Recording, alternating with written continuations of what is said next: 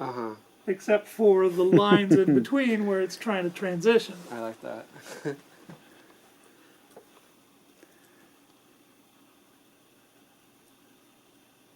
Slice and dice.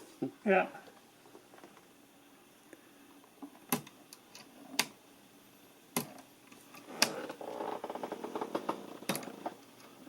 And of course, these aren't the only shapes that you can create.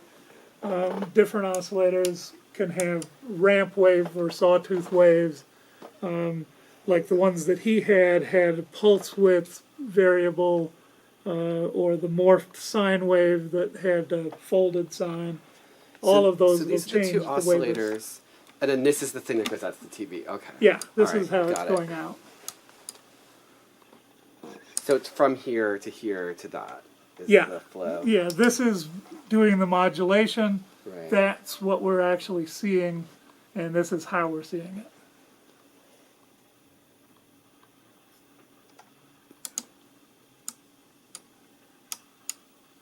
Trying to figure out the scale and smooth scale. Oh, Because I don't think I heard about that. All right, the scale and the smooth scale. All right, we were playing with phase before. Now we're playing with frequency. With frequency modulation, there's a couple of things going on here.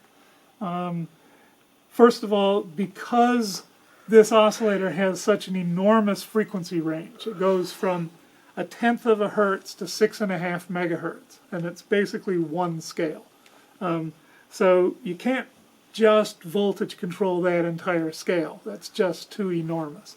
And even if you do a huge amount of that scale with a voltage, if you do too large of a scale, the tiniest little noise in your voltage is going to be jumping through a large range of frequencies. Mm-hmm. So you have to limit how much of the frequency range you're going to be voltage controlling when you do a voltage control of the frequency. Mm-hmm. So besides having voltage control of the frequency, there's also control of the scale of the voltage control.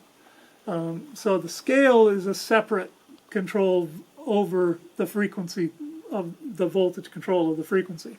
Or the way I've labeled it is modulation and modulation scale. So in order to keep the frequency controls clean when you're not using them, this switch has an off position, and then at that point there's no voltage control over the frequency. Then right now this switch has two positions, a smooth scale and a stepped scale. That relates to the scale control, which basically acts sort of like a rotary switch. And it's the two settings determine how many steps there are in that rotary switch. In the smooth scale, you have 256 positions of scale. Mm-hmm. So you have a lot of fine positions that give you a lot of different scales for adjusting the range for the voltage control of the frequency. In the stepped one, you only have 64 different scales. So there's larger steps as you rotate the knob. The reason for that is if you're manually controlling it, trying to find a discrete position with a knob, it's a lot easier to find that discrete position with only 64 steps, and that way you're not right on the edge between two of them and jumping between two scales. Mm-hmm. But there are times where you might want to voltage control the scale, and therefore you might want to have more of a smooth transition between scales. So the switch allows you to have the smoother transitions and voltage control that scale, or have the stepped scale and manually control it.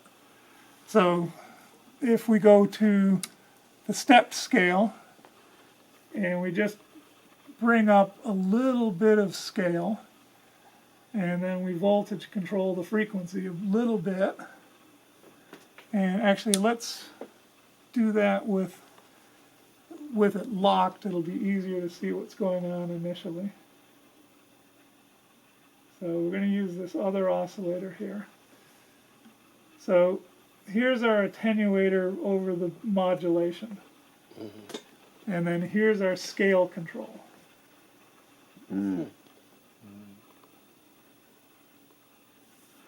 So when the scale is down low, the frequency that the voltage is changing it between is like 3 bars versus 6 bars. So it's not going that far. And we can go a little bit higher than that as we turn this up. But as we turn the scale up, then it gets more extreme. And it also depends on the base frequency that you have the oscillator set at, as to how high it gets.